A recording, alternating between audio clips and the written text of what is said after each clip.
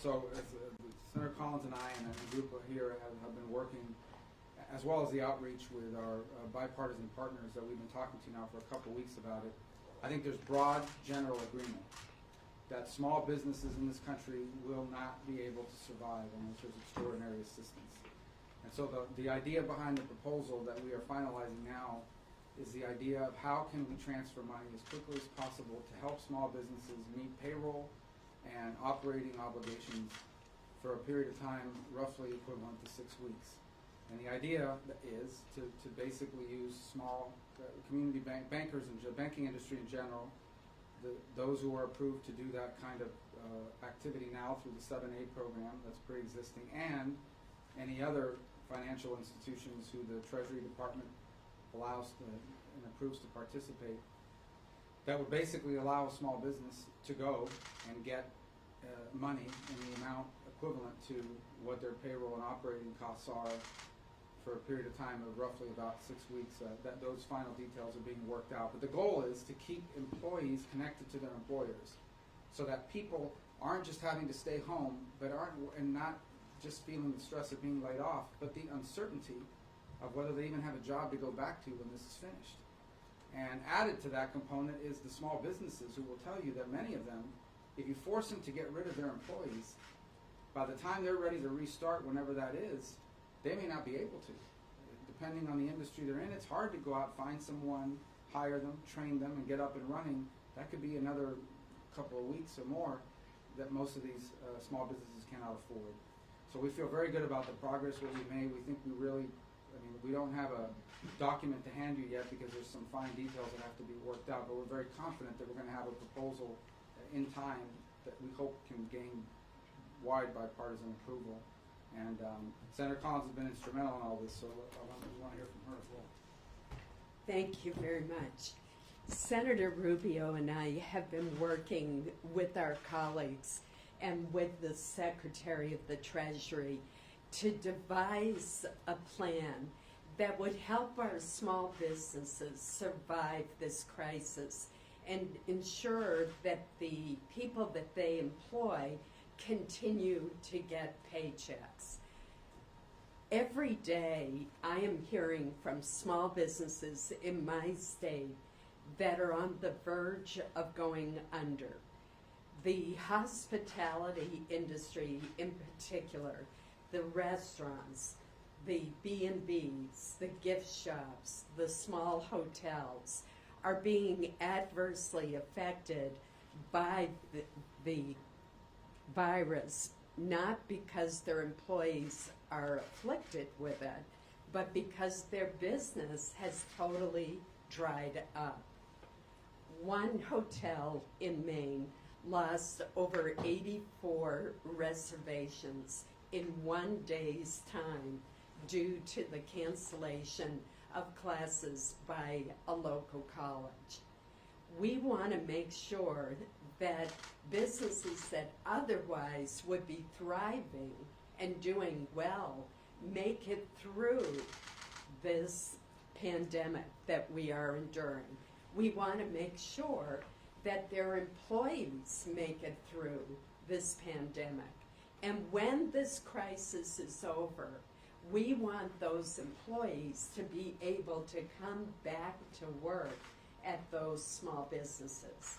If we do not act to help the small business sector, I predict that we will see massive layoffs and inordinate number of small businesses shuttering their doors. They simply won't be able to survive. So, as Senator Rubio said, what our plan would do is provide a federally guaranteed loan to a small business to help that business maintain payroll for its employees and other customary expenses such as utilities.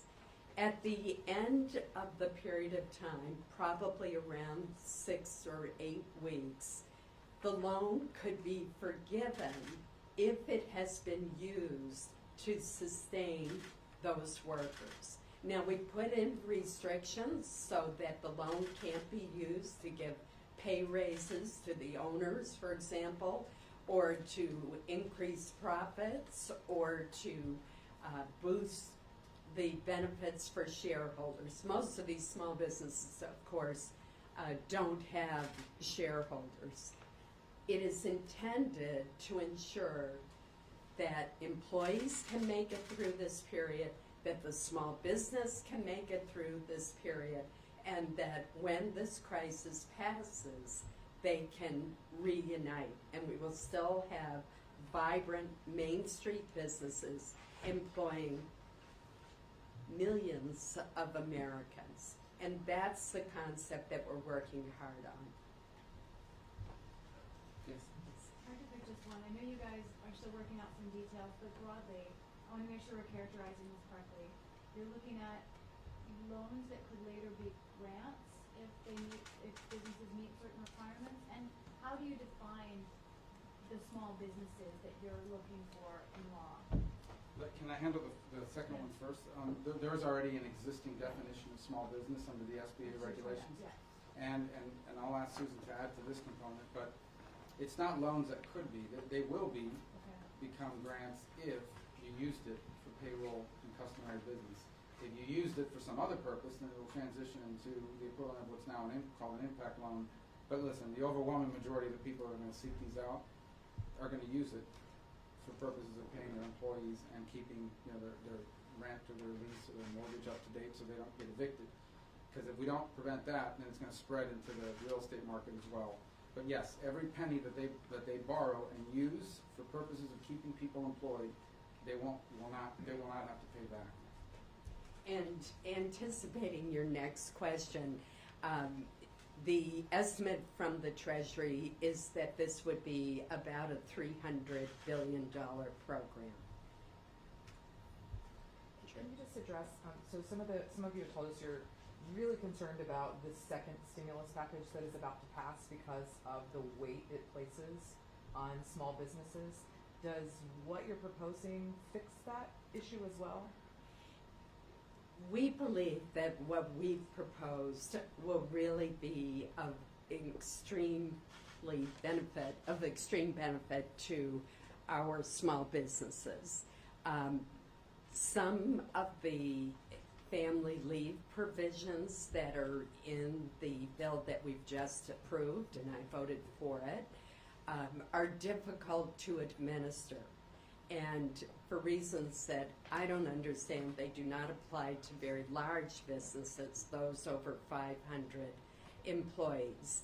So I think that our proposal will be very effective in ensuring that jobs are there for employees once this crisis ends. And that's the purpose of it. We recognize the importance of family leave and medical leave to take care of those who are exposed to the coronavirus or who are caring for someone who's exposed to it. But there are going to be far more people who are affected by this crisis economically than those who are affected from a health perspective. We're concerned about both groups. Let me make that very clear. But could the loan be used to pay some of that? Yeah, I mean, so if you're using it for payroll, so a real world example, someone, obviously this requirement now goes into law when it's signed, so there might be a gap in time, but either way, if you let's say you have 10 employees and you can't operate or they're quarantined, and you use the money from the loan to pay their salaries for that period of time, it's forgiven. So the answer is yes, that they will have access to funds that will allow them to keep their payroll for around, we estimate a period of about 6 weeks, whether or not they avail themselves of the potential tax system advance that the other system contemplates. And if that's the case, then they could, that's why the theory is that if they're using the tax benefit for some portion of it, it could actually extend their ability to keep their employees on payroll. Obviously, that'll depend on the business. Paul? Forgive me if you addressed this. My social distancing was being late. How do you determine when this is over, and either for this program or the other programs? Like, what is the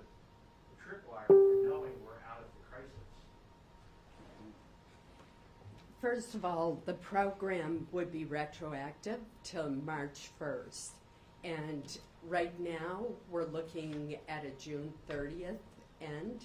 But obviously, if in fact the crisis hasn't passed by then, it could conceivably be extended. But those are the parameters that we're looking at right now. But it'll give us a baseline. Now we know what we're dealing with, because now we know how many businesses there are. We have a baseline to build on. That just becomes a function of extending it and providing the money for it. As far as your question of when we know the crisis is over, I mean, that we're uncharted territory. We've never shut down our economy for a public health rationale the way we're doing right now. So if you talk to epidemiologists, then they would tell you, we're watching China, because they're going to restart their economy, and it could lead to a second bump of infections, which could lead to further shutdowns. The answer is, we know this will be in place and provides certainty for a 6 to 8 week period for some important, and we'll have to address the future down the road. But right now, we're just trying to get as much help as possible out there to not get people laid off and not get small businesses closing. Yes, ma'am. Senator, I wanted to ask you about something that's happening in your home state. I'm sure you want to respond to. There's been some pretty drastic images of people gathered on the beaches of Florida. Is it appropriate that those beaches remain open? Well, they've been closed in terms of after a certain time, and local authorities have each pursued it differently. Unfortunately, this coincided with spring break, which made it more complicated. I think the hardest thing we're dealing with here is we are a highly individualistic society, and we're trying to convince Americans that we have to do something that may not be of direct benefit to you, but is of direct benefit to everyone. And obviously that's always a challenge. And for the overwhelming majority of Americans, I mean, all you have to do is step out in the street anywhere, and you'll see that people are understanding that. But you're always going to have people that don't think it's going to impact them. You're 25 years old, you're healthy, people like me don't get hurt by this. Well, number one, we don't know that. We're seeing a spike in cases among young people in France and in Germany that's concerning, because this thing's been around 15 weeks. So to predict how it's going to behave as it moves forward is a risky proposition. But the other is, that's not the point. The point is, right now, the reinfection rate is about 2.5, 2.5. So for every person that gets infected, they're theoretically infecting 2.5 to 3 more people. If you infect enough people, we know that a percentage of them are going to show up at emergency rooms in need of ventilation and ICU beds. If this moves too fast, we're going to overwhelm the healthcare system. And then no one's going to be able to access it. If you have a heart attack, if you have a car, God forbid, a car accident, we will break the system because we will overwhelm it. That is the danger they confronted in China. That's the danger they're confronting in parts of Italy now. And that's the danger we're trying to avoid. And the only way to avoid it is to keep people from being in close contact with other people, so we can slow down the infection rate, or as they say, flatten the curve. So explaining that to people ain't easy, but I know everyone's trying. Andrew? Forgive me if you've answered this, I also came in late.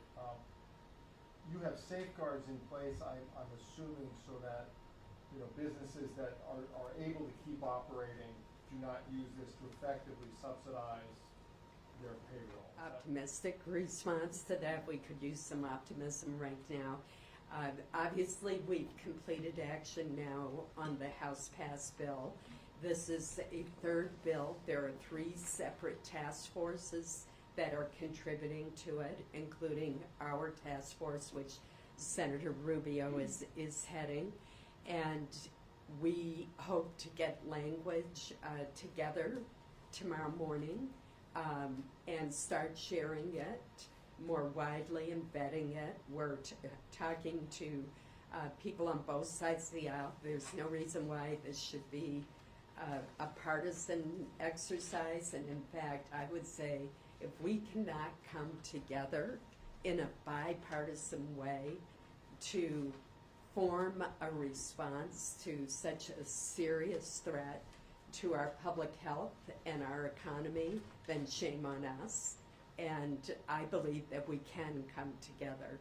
So I anticipate optimistically that we will stay here until this work is done on the third bill. And my hope is that we will pass it sometime this weekend. Yeah. We're not leaving until we do. That's the first answer. The second is, we don't have weeks. I don't know if we even have many days to act on this. People are making decisions at this very moment about what to do with their employees after they pay them tomorrow.